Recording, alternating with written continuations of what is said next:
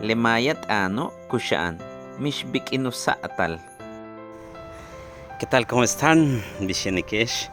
Para los que quieren aprender la lengua maya, y pues bueno, voy a utilizar pues esta palabra para que conozcan su significado. Se preguntarán cómo se dice despeinado o cuando está desordenado el cabello. Y en la lengua maya sería dos maneras. Algunos le dicen sok,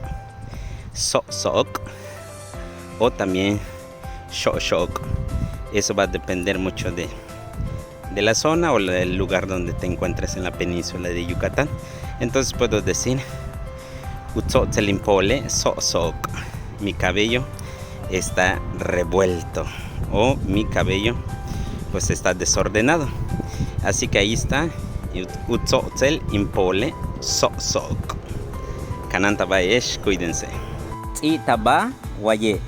Itaba waye.